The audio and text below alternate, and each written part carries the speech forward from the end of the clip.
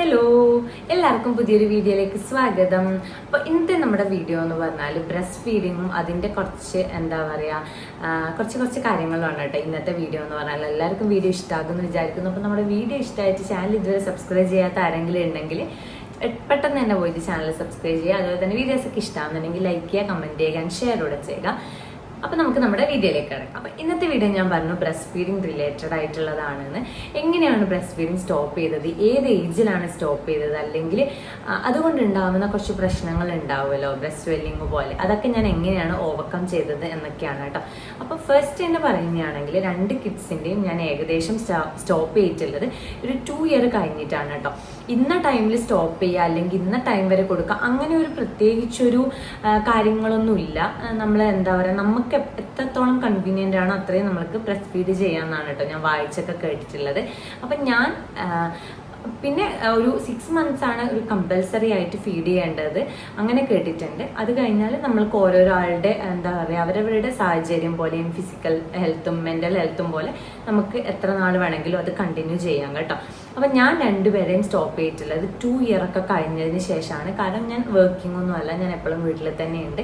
അപ്പം ഞാൻ പെട്ടെന്ന് സ്റ്റോപ്പ് ചെയ്യേണ്ട ഒരു കാര്യങ്ങളൊന്നും ഉണ്ടായിട്ടില്ല. ഫസ്റ്റത്തെ ആളത് എന്ന് പറഞ്ഞാൽ കുറച്ച് എന്താ പറയുക പാലിനെ കുറച്ച് കുറവുണ്ടെന്ന് തോന്നിയപ്പോഴാണ് കേട്ടോ ഞാൻ സ്റ്റോപ്പ് ചെയ്തിട്ടുള്ളത്.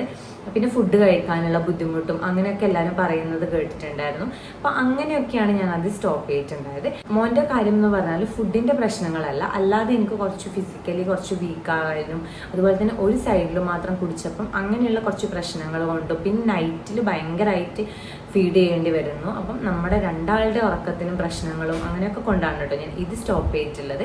ഇത്തവണ സ്റ്റോപ്പ് ചെയ്തത് അതുകൊണ്ടാണ്. പിന്നെ സ്റ്റോപ്പ് ചെയ്യാൻ ഞാൻ യൂസ് ചെയ്തിട്ടുള്ളത് എന്ന് പറഞ്ഞാൽ നമ്മുടെ ചെന്നിനായൂല്ലേ, നമ്മുടെ ഷോപ്സിലൊക്കെ കിട്ടും, ആയുർവേദ ഷോപ്സിലും കാര്യങ്ങളൊക്കെ കിട്ടും കേട്ടോ. ചെറിയൊരു പാക്കിന് എനിക്ക് തോന്നുന്നു 10 രൂപയോ മറ്റാണ്. അപ്പോൾ അത് വെച്ചിട്ടാണ് ഞാൻ സ്റ്റോപ്പ് ചെയ്തിട്ടുണ്ടായത്. പെട്ടെന്ന് തന്നെ അങ്ങനെ വലിയ കഷ്ടപ്പാടൊന്നും ഉണ്ടായില്ല. 2 പേരും ആ ഒരു ടൈമിൽ ഒറ്റ ടൈം തന്നെ അത് സ്റ്റോപ്പ് ചെയ്തിട്ടുണ്ടായിരുന്നു കേട്ടോ. പിന്നെ 2 പേർക്കും പറഞ്ഞാലും മനസ്സിലാകുന്നുണ്ടായിരുന്നു, കാരണം 2 year ഒക്കെ കഴിഞ്ഞല്ലേ. അപ്പം കാര്യങ്ങൾ പറഞ്ഞു കൊടുത്തപ്പോൾ മനസ്സിലായിട്ടുണ്ടായിരുന്നു കേട്ടോ. അതാണ് ഏറ്റവും വലിയ കാര്യം. പിന്നെ അതിൽ പറയാനുള്ളതെന്ന് വെച്ചാൽ ഈ ഫീഡ് ചെയ്യുന്നത് ഇപ്പം നമ്മൾ മിൽക്ക് നന്നായിട്ടുള്ളവരാണെങ്കിൽ ഈ ഒരു ഫീഡിങ് സ്റ്റോപ്പ് ചെയ്യുമെന്ന് പറഞ്ഞാൽ ചിലപ്പോൾ നമ്മുടെ ബ്രസ്റ്റ് നന്നായിട്ട് സ്വെല്ല് ചെയ്യാനൊക്കെ ചാൻസ് ഉണ്ട് കേട്ടോ. സ്വെല്ല് ചെയ്ത് ഒരുപാട് പേര് അങ്ങനെ പറയുന്ന കേട്ടിട്ടുണ്ട്, സ്വെല്ല് ചെയ്യാനൊക്കെ ചാൻസ് ഉണ്ട്.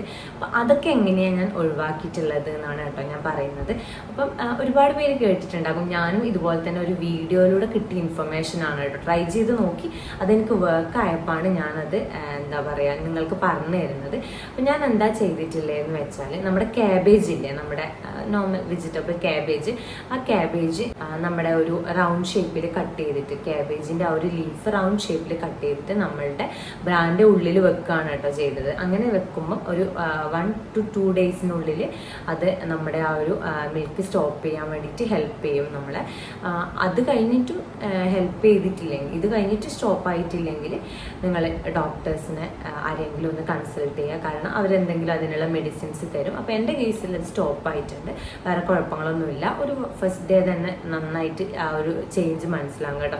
മിൽക്കൊക്കെ ഉള്ളവരാണെങ്കിൽ നിങ്ങൾക്ക് അറിയാൻ പറ്റും, ഇപ്പോൾ ഒരു 2-3 times അവർ ഫീഡ് ചെയ്തിട്ടില്ലെങ്കിൽ തന്നെ ബ്രസ്റ്റ് ഇങ്ങനെ മിൽക്ക് വന്നിട്ട് ഫുള്ളാവാൻ വേണ്ടി സ്റ്റാർട്ട് ചെയ്യും. അപ്പം ഈ ഒരു ലീഫ് വെക്കുമ്പോൾ നമുക്ക് ആ ഒരു ടൈമിൽ തന്നെ ആ ഒരു ഡിഫറൻസ് ഫീൽ ചെയ്യും കേട്ടോ. അപ്പം അതാണ് മെയിനായിട്ട് ചെയ്തിട്ടുള്ളത്. അപ്പം പിന്നെ എല്ലാവർക്കും തോന്നുന്നൊരു ഡൗട്ടായിരിക്കും, ഈ ഒരു യൂസ് ചെയ്താൽ, ഈ ഒരു ക്യാബേജ് യൂസ് ചെയ്താൽ നെക്സ്റ്റ് വരുന്ന ബേബിക്കുള്ള മിൽക്ക് കുറയാൻ ചാൻസ് ഉണ്ടോ എന്ന് ഞാൻ ഒരുപാട് പേര് അങ്ങനെ ഒരു ഡൗട്ട്സ് ചോദിച്ചിട്ട് കണ്ടിട്ടുണ്ടായിരുന്നു. അപ്പം ഞാൻ എൻ്റെ ഒരു അറിവ് എന്ന് പറഞ്ഞാൽ അങ്ങനെ ഒരു ചാൻസും ഇല്ല കേട്ടോ. അപ്പം അങ്ങനെയൊന്നും ഉണ്ടാവില്ല എന്നാണ് കേട്ടോ ഞാൻ കേട്ടിട്ടുള്ളത്. ഇത് ഈ ഒരു ടൈമിലേക്ക് മാത്രമായിരിക്കും, നെക്സ്റ്റ് ടൈം മിൽക്ക് ഉണ്ടാവാതിരിക്കൊന്നുമില്ല. അപ്പം അങ്ങനെയുള്ള പ്രശ്നങ്ങളൊന്നും ഉണ്ടാവില്ല എന്ന് കേട്ടിട്ടുള്ളത്. അപ്പം അതാണ് ഒന്നാമത്തെ കാര്യമുള്ളത്. പിന്നെ ചെയ്യേണ്ട ഒരു കാര്യം എന്ന് പറഞ്ഞാൽ നമ്മളൊന്ന് ഫുഡ് കൂടെ ഒന്ന് കൺട്രോൾ ചെയ്യുക കേട്ടോ.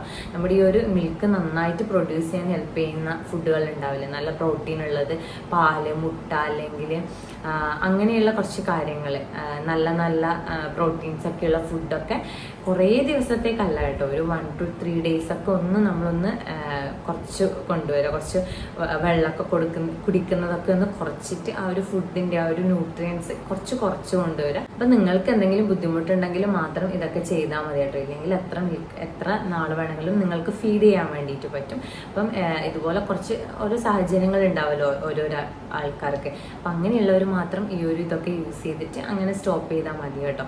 അപ്പം അങ്ങനെയാണ് ഞാൻ ഒരു മിൽക്ക് കുറച്ചിട്ടുള്ളത് കേട്ടോ.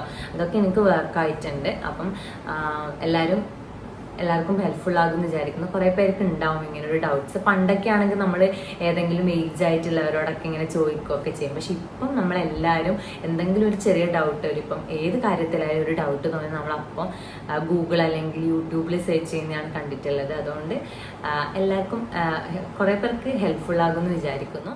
അപ്പം ഇതൊക്കെയാണ് എൻ്റെ ആ ഒരു വീനിങ് ജേണി എന്ന് പറഞ്ഞാൽ.